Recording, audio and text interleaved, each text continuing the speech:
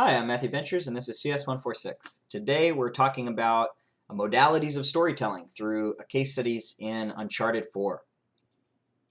So there's a ton of different ways that you can choose to tell your story, and this assignment is not focused on how to write a story, it's focused on how to tell a story. There's the reason why games are a little bit exciting is because you can really leverage a ton of different modalities in order to create your story experience. Are you going to show them information via text or audio or visuals? And then within that, there's so many further options that you have.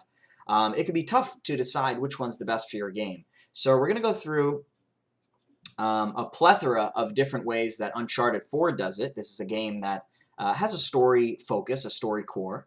I think I've identified about 16 examples here, and then it's up to you to decide which way is best for your game. Okay, the first is pre-rendered cutscenes. There's two kinds of cutscenes. There are cutscenes that you render in-engine, and then there are cutscenes that you might create beforehand. So why might someone want to pre-render a cutscene? Well, especially on an indie game title, it might be hard to get a high graphical fidelity of in-game cutscenes. And so for that reason, there's a lot of value to having a sort of outlet where you can have a higher visual fidelity. So you might want to, let's say you're making a game with your friend and you want to record yourselves doing live action acting in person, and then you can, when you're inside the game, you can cut to your in-game avatars. So that's a way to increase the graphical fidelity if maybe you don't have the technical chops to provide that rendered in-game through the engine. However, most of the cutscenes in Uncharted are rendered in-game, or in-engine. So you could see this is Drake and his brother, Nathan and his brother here.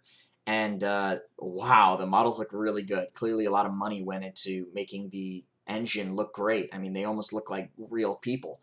So, I mean, when you can provide a graphical fidelity level that high, a lot of studios do choose to render their cutscenes in-engine. And because of that, they can keep it very immersive. You can go straight from the cutscene into the gameplay without any chops. And so in some ways, that might be a really good option. Okay, let's talk a little bit about dialogue. Wow, there's a ton of different ways that you can do dialogue. And this is actually pretty rare for Uncharted, but they have examples of branching dialogue. So in a branching dialogue, you have the option of what response you want to do. So in this case, Drake can say, depending on the button you press, maybe he'll say flights in Bangkok or people of Bangkok or the lost city of Bangkok, and that's dependent on what the user chooses to decide. So there's a whole bunch of positives of having branching dialogue, namely user authority, user agency. They can choose what the character is going to say, and they feel in control. Negatives are you have to account for all the different ways in which a dialogue tree can go. There are entire games dedicated to following the impact of a player's choice throughout the avatar's experience. An example of that might be the Fallout series. Fallout New Vegas comes to mind certainly, where the quests have different endings depending on if you help this guy or help that guy. But branching dialogue is a pretty good way to scope that down and have a little bit of user choice within a constrained environment. For the most part, though, dialogue in Uncharted is non-branching.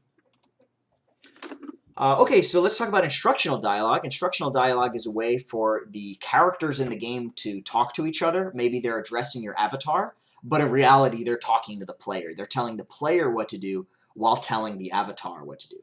So in this case, Elena is speaking to Nate. The text is down here. She says, "Nate, move your ass, let's go." And what she's really saying is, hey, whoever's playing this game, you need to move, you need to run. And so they're sort of conveying a Ludos information, right, gameplay information through this narrative context.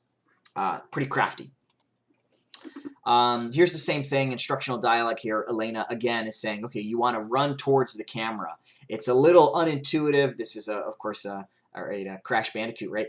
And so the player might not know to do that because it's a totally different game. And so by Elena saying this to the avatar, she's also informing the player what they need to do in this moment. Then sometimes you might want to have information purely visually portrayed. So in this case, Drake is lowering a bridge, and there's no loading bar, right? There's no text on the screen that says 0% done, 50% done, 100% done. It's just an animation. You can see as he lowers the bridge, as you push the triangle button, the bridge is slowly lowering, and that's all visually portrayed. So a lot of designers like this because it's completely diegetic. There's no loading bar that might take a player out of the immersive experience. And you can see when it's done because it looks like it's done. So visual animation is often a really great way to portray story information. So for example, right, let's say a character, you don't know if they're a good guy or a bad guy, suddenly they take out a gun and they point it at the main player. You don't need any text to say what's going on there. The player's been betrayed, right? And I think that happens in this game. All right, what's next?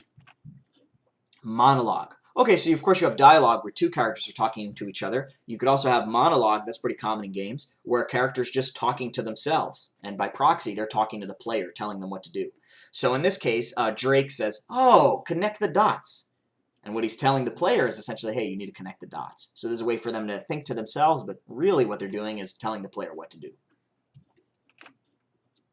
Now let's talk about banter. So banter is sort of scripted dialogue or monologues that happen within the context of a game level. So they're context specific, and the reason why you might want to have this is to deliver information to the player.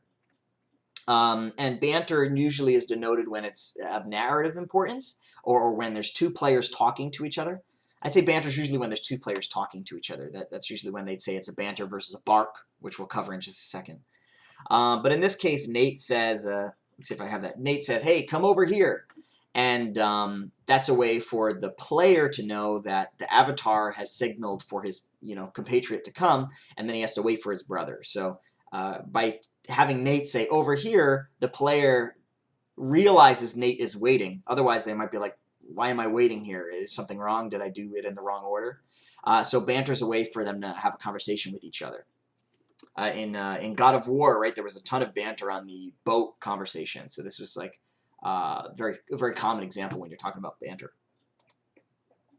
Then we also have backstory. So often when we talk about banter, and in all the examples we've covered so far, it's relevant to the now. They're discussing information that's happening in the present. But it also might fit your story to wait and show some of that stuff later. You might have a flashback sequence, which is certainly the case in this game, or you might just have backstory rendered through dialogue. So in this case, a character's asking another character, hey, what did you do? How did you pass the time when you were in prison? And so that's a way to relay that information to the player through dialogue, even if it's not happening right away. Backstory. Barks. Okay, so barks are kind of like banter, but there's no interplay between different characters.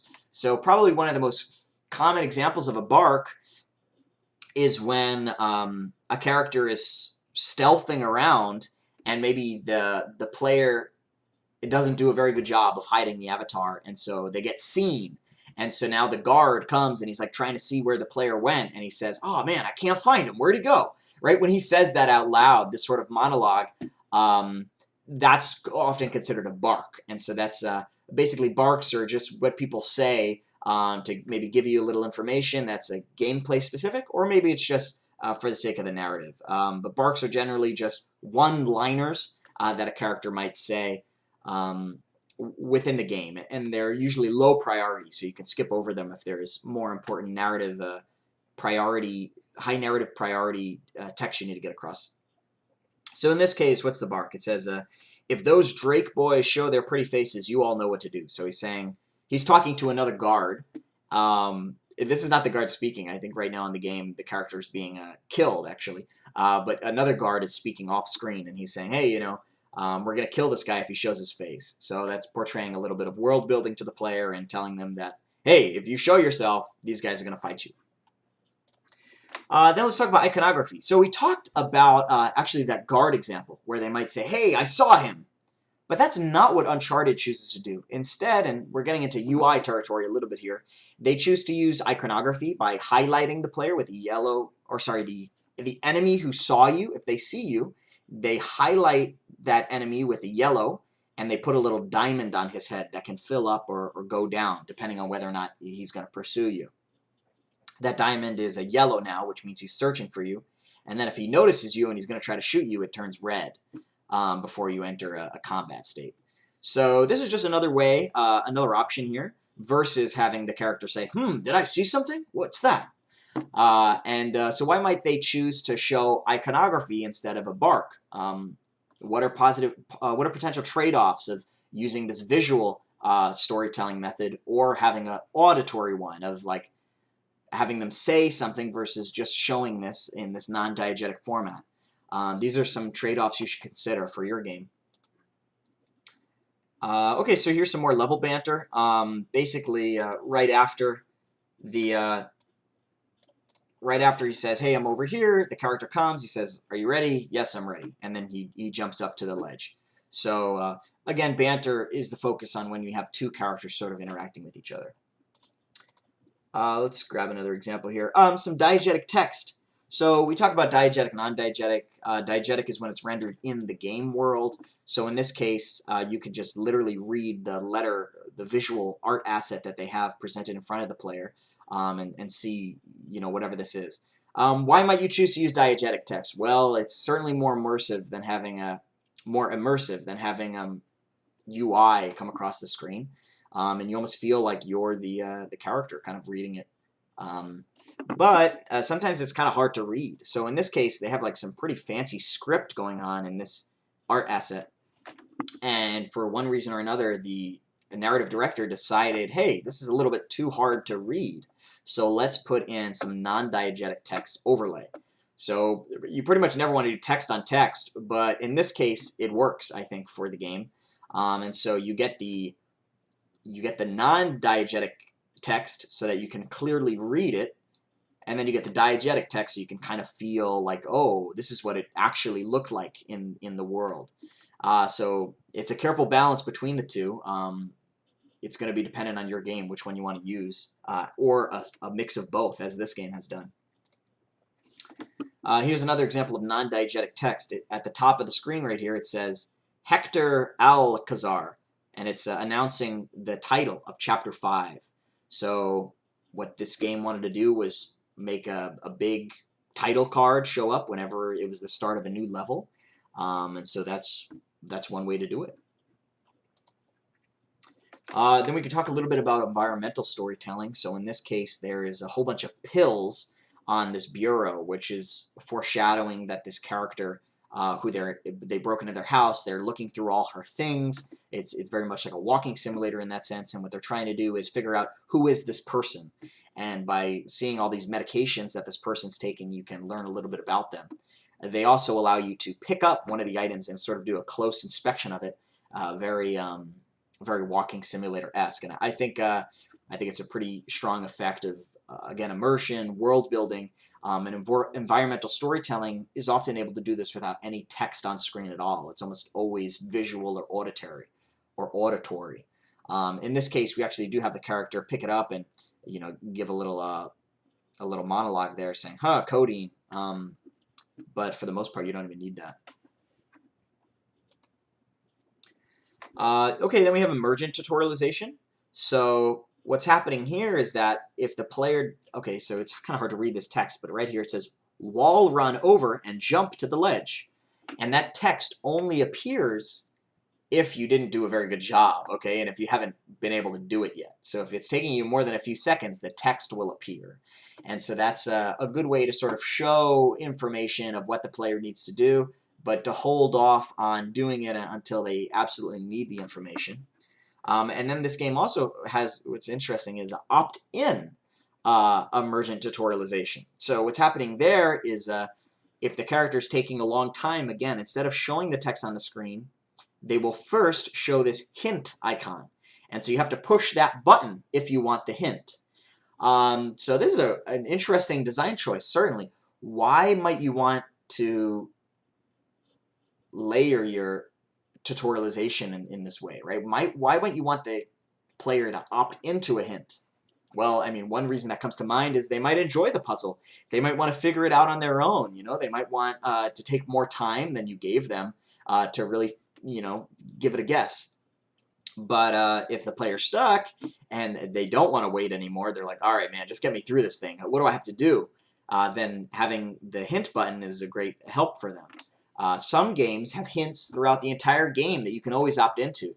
For example, I just played this game, this adventure game. I forget the name of it. The one by shit. Okay, I can't remember. But oh man, I can't remember the name of this game. But it was this game. It was this adventure game where you could call this phone number at any time, and they know what level you're on, so they can give you hints with respect to the current puzzle you're facing. So hey, that's just another way to do it. Okay, and that's actually all the examples I had. So there's a ton here, right? I mean, if you get stuck, just think back to your senses, right? You've got sound cues, you've got visual cues, and then you've got tactile cues too. So you might have like a rumbling in the controller, which is an option if you're doing a game like that. And then within that, there's so many different options. Just think about how maybe your favorite movie portrays a sense of dread or a sense of mystery. You could use a lot of those same techniques. Likewise, if you maybe enjoy writing novels or creative writing of some sort, then you can leverage a lot of those tactics in text within the game.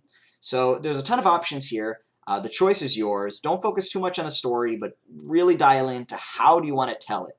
Clearly, if we went through 16 different examples here, this single game chose a ton of different ways to portray information. But they chose the way that was best for each particular piece of information, right? Sometimes it's audio, sometimes it's text, sometimes it's dialogue. You have to decide for yourself what's going to be the best thing for each information. And of course, there's so many different trade-offs as well. Okay, thanks for listening, and good luck on your project.